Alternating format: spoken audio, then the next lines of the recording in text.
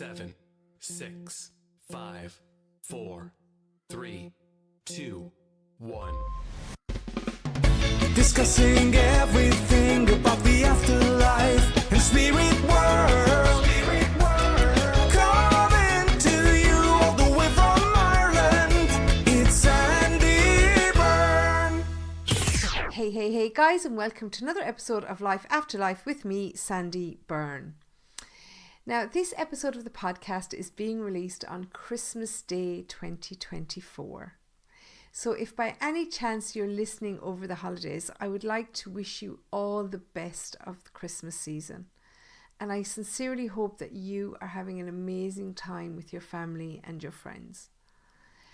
But I do know that a lot of you will be spending your first Christmas without a loved one this year. And maybe it's not your first Christmas without them, but it doesn't mean that you're not going to miss them even still. Okay?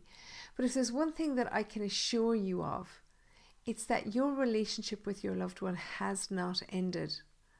Your relationship with them continues on. It just continues on in a different way. And I know that we have discussed this in many episodes in the past, but I do want to continue on a little bit more in this episode. Okay, firstly, I'd like to say if you're jumping in here as your first episode, then welcome to the podcast. It's great to have you on board. But I would suggest that you at least listen to an episode that I did a couple of weeks ago, which was, it was episode number 168. And in that episode, I spoke about creating space and creating an environment for spirit to come through and give you signs so that you know that they are around you and listening to you still. But in this episode, I want to build on that a little bit, and I want to talk about how receiving these signs and messages from Spirit can give us clarity around life decisions and family issues. Because these are the things that we consistently ask them about, aren't they? Okay, and if you think about it, like how many times already today have you wondered what your loved one would have thought about something that's going on around you right now? Like how many times today have you wondered how they would handle a particular situation that's in your life right now? Aren't they the kind of questions that we ask them 100 times a day? I know I do anyway, they're sick of me. The question here really is, can we get an answer from them? Can they let us know what they're thinking? Like if you think about it, we rely on them for their advice and encouragement. Like we did in life, we did when they were here living with us. Just because they've crossed over, that need, that we have for their advice, for their support, for their encouragement, that doesn't just disappear. We need to know that we're not alone. We need to know that they're still there for us. Okay. Now, I do feel that it's important to say at this point that any signs or advice that we get from our loved ones in spirit is simply that. It's their advice. They are giving us their opinion on things. It's not spiritual intercession, okay? Like, if your mother in spirit didn't like your choice in spouse when they were alive, it was probably fair to say that they still don't like them, okay? They're not going to fall in love with them just because they've crossed over. They may be a little bit more patient and they may see a different side of the person, but that doesn't mean that they will suddenly become their biggest fan, okay? They will still have the same perspectives, the same personality. And as I've discussed before, even if they came through different, you wouldn't recognize them, so they have to be the same. Okay, and it's the same, when people always ask their loved ones about, their health, their medical conditions. Like if your loved one wasn't a doctor when they were alive, they don't just become a doctor just because they've passed to spirit. Okay, so, it is their advice, it is their opinion. But it doesn't, usurp any opinion you might get from a medical professional here on earth, obviously. Okay, so it is your loved one's opinion. Okay, that said, like what are some of the things that we can ask them for their help or advice on? Like, we ask them about everything, don't we? Career, relationship, family issues. Okay, yes, this is the big one, I think, the family issues. Because all of us have been frustrated with a family member and we've all called out to someone in spirit wondering what we should do with them. Okay, and if you tell me that you haven't done that, then I absolutely do not believe you. I don't. I jest. But if you're going to ask your loved one for a sign on something, then please make it something that's worthwhile. Don't ask them what you should have for dinner tonight. Okay, and here I'm going to give you a little spiritual advice here. They don't care what you have for dinner tonight. Who cares if you have fish fingers or steak for dinner tonight? Nobody cares other than you. That's a personal choice. And to be fair, if you ask this question of spirit, you might have already eaten dinner by the time you get the answer from them, because answers rarely come immediately. Okay, they don't. I mean, they can, but they rarely do. And that in itself, that relies on what we discussed in episode 168 a couple of weeks ago about creating an environment for them to send you a sign. So please do have a listen to that episode, okay? 'Cause that's very important. We can talk about what signs we can get forever, but unless you create the environment and recognize your loved one, then it's not going to work, okay? Now, if you are asking for a sign from spirit, then please be specific about what you're asking them. Like, do not expect to have a full conversation with them in the coming hours. Tell them what you need to know from them. Okay, so for example, if we take the first example of something that we might ask them about, which we talked about a minute ago. Okay, and the first example there we used was career. Okay, then ask them the specific question that you need the answer to. Like, don't make it wishy-washy by saying something like, Granddad, what should I do with the rest of my life? Okay, he's going to need like hours to sit down and talk to you. So you need to be as specific as you can with what you're looking for from them. So, for example, if you are thinking of a career change and your choices are, on one hand, maybe you're going to train as an accountant and work in an office all day. Or on the other hand, you might be thinking of, training as a tradesman and working in construction. If these are your choices or your options, then tell your granddad that these are your options and ask him which one he thinks is more suited to you and your abilities or personality. Because let's face it, at the end of the day, even if he was still here with you, you're not going to sit down and let Granddad tell you what to do with the rest of your life. Okay, maybe he'll tell you that you should be an opera singer and that's something that you don't want to do or you don't have the capability of. Okay, so it's the same, as when you're talking to somebody, in life. Don't say to them, what do you think I should do with my life? Say, well, I'm considering either this or this. Which one do you think is right for me? And, in that way, and I say this to people when I'm doing psychic readings, like, you're not asking somebody to tell you what to do the rest of your life. You're asking them which particular option of two is right for you. And that's the same thing that you're going to do with spirit. You're not going to expect Granddad to go through a whole litany of possible professions. You're going to say, I want to do either this or this. What do you think? And with that, then, when you're saying that, you're going to ask him for a specific sign so that you know it's coming directly from him. Okay? So, for example, if he thinks that you should go for the office job, the accountant's job, he may play Dolly Parton's 9 to 5 song for you. On the other hand, if he thinks that you should go for a manual job, then he might play a song by the band, Men at Work, if anybody's old enough to remember them. He might play that for you. Okay, now we talked again before about white noise and all that, but, just equally as much he could give you, one of those songs in a dream. Okay, so there's lots of different ways he can give it to you. But I'm just giving you a very simplistic example here. Okay, now, again, the type of sign that you might get from your granddad depends on his personality. Okay, so music might not have been your granddad's thing. Okay, again, I have to refer to episode 168, okay, because I'm giving you examples here of the specific types of signs that you can ask them for. Okay, so that you know immediately which option they would choose for you. But the actual specific sign, that comes from your loved ones depends on their personality. Okay, so again, listen to episode 168. And I hope this is making sense to you. You're asking them for their opinion, but, you're only going to give them two choices because you're going to whittle it down because, they haven't time or energy to come through and have that, all night conversation with you about, but he might say, but you sang in the school concert once when you were 6 years old. That does not mean you should be an opera singer. Okay. So, you're giving them the options that you have in your mind. Okay. And also, when you're thinking about this, don't just go around with this in your head. Yes, we communicate with spirit through thought. But what's the point in wondering if you're communicating it right? Speak it out loud. Okay, leave your loved ones in no doubt as to what you're asking them. We don't want this to be a guessing game. We want this to be specific. We want, to be spot on. No doubt. This is what I'm asking you, and this is your answer. Okay, so, say it out loud. Tell them these are the options, and this is how I want you to show to me which one that I'm going to choose. Okay. Another example. Okay, what if you're in a relationship that you feel isn't working? And you might ask your dad in spirit if you should stay in the relationship or if you should let it go. Okay, and then maybe later that day or, the following day or whatever, your wedding picture falls off the wall and the glass frame shatters everywhere. That I would take as a sign that your dad is telling you to run as fast as you can from that relationship. Okay, this is him telling you it's broken. Go. Okay.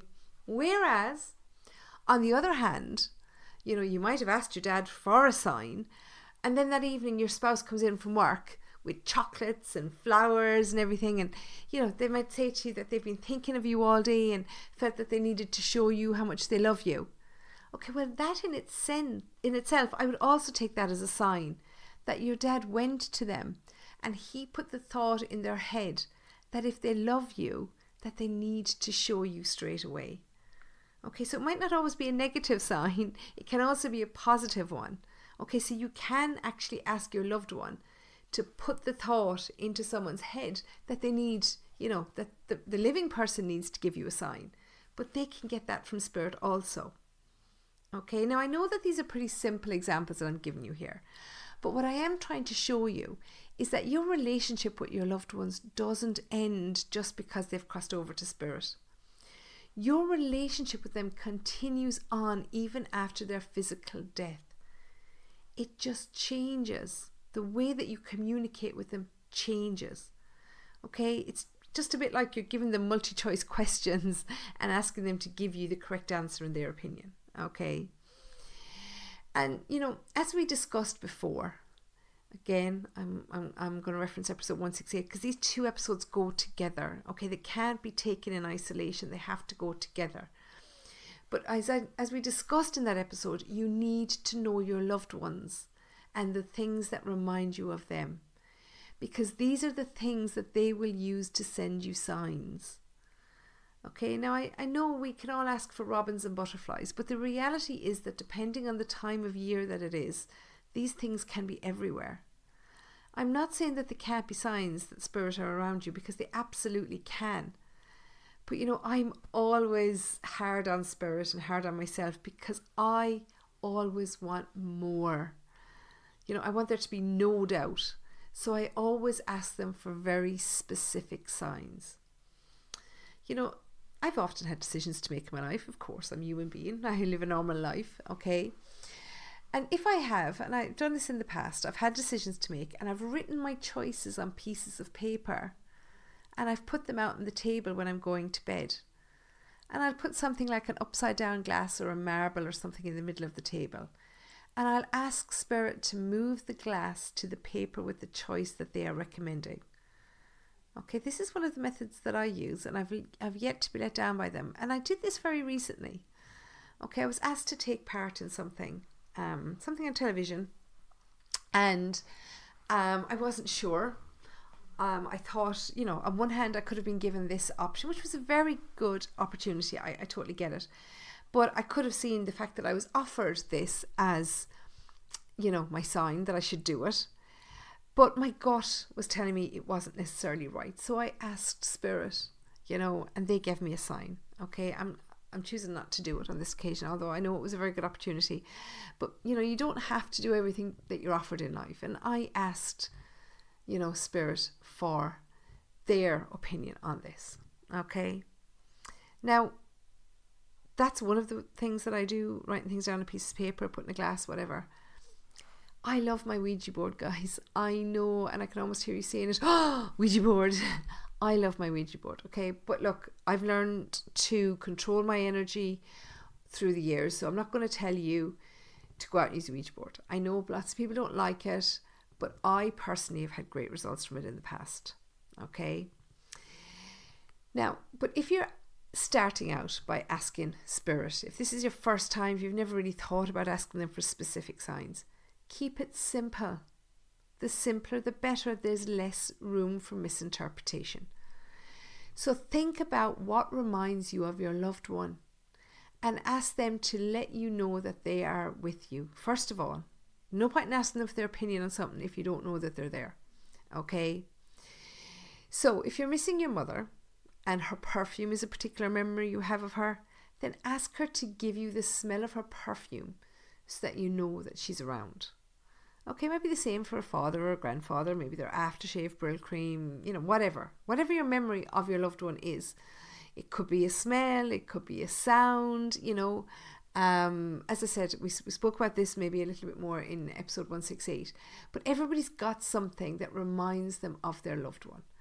So start by asking them to show you this, to, whether it's the smell, whether it's a physical thing, whatever, something that you see, the robin, the butterfly, in my case, 2-stroke oil, whatever it might be, okay? Ask them to give you that. Not every morning, but like once in a while when you need that, I suppose, encouragement, you need that support. Say, let me know that you're here. Give me that sign, okay? You're just asking them to acknowledge that this is their sign with you. This is your language. Then once you've, created that space, that energy with your loved one, then build on it and keep talking to them. And then ask them to give you another sign from them that's a negative or an opposite to the nice smell or sign, okay? This way you'll have a positive and a negative sign from them, so that when you're asking them for their opinion, they have a positive and a negative sign that they can give you so that you know what their opinion is. Okay, so for example, we spoke about a mother's perfume. Okay, so maybe, maybe your mother's in spirit, maybe the smell of her perfume is a lovely memory and it's a sign that you've created with your mum so that you know that she's around you. So therefore, the perfume could be the positive sign that you're making a correct decision. But then you need to build up more language with her and you need to say, okay, well, I need a negative sign from you. And maybe it's the smell of carbolic soap, maybe it's the smell of smoke, something that you don't like, a smell that you don't like. Okay, so then you'd ask your loved one to give you the negative smell. Okay, and then you've got a sign. Now you're building up language with your loved one. You've got the smell of, her perfume, and you know that this is the positive sign. She's agreeing with what you're doing. Then you've got the negative, the not so nice smell, and you know then that she doesn't agree with what you're doing. Okay, again, it's opinion, but you're building up language. And this is the way you build up your language with your loved ones in spirit. This is how you start the communication. Okay, I will talk in more detail about this in future episodes. But for now, all I'm asking you to remember is that you can still get communication from your loved ones, so that you know in no uncertain terms what their opinion is on what's going on around you. Okay? Now, sorry, but I have to remind you again that it is just their opinion. And you don't have to take their advice. Like, realistically, after all, when you think about it, you didn't always listen to them when they were alive, okay?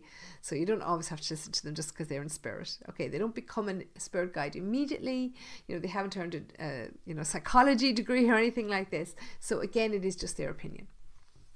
So just to recap for now, spirit can give us signs to let us know that they're still around us. They can give us signs to let us know what they think about what's going on around us. Remember that the signs are always specific and they're always personal. Okay, it always has to be something relevant to you, relevant to them. So please, please, please listen to this episode in conjunction with the information that I gave you previously in episode 168. And in this way, you'll build up your language and your communication with your loved ones in spirit, so that you can invite them into your life every day, and you can continue your relationship with them in a very significant way, even after physical death. Okay? So guys, now that I've given you loads to think about, and I know that you're going to be going around now, for the rest of the week, asking them all for loads of signs every day. Okay, and ask them for signs. Let them take maybe a rest a couple of days a week. But do, ask them for signs. Build up your language with them. But for now, I'm going to say goodbye. Okay. Thank you for listening, guys. Okay. I hope you have a great Christmas and we look forward to the new year 2025. I will see you in the next episode of Life After Life. So until then, take care and stay safe. Discussing everything about the afterlife and spirit world.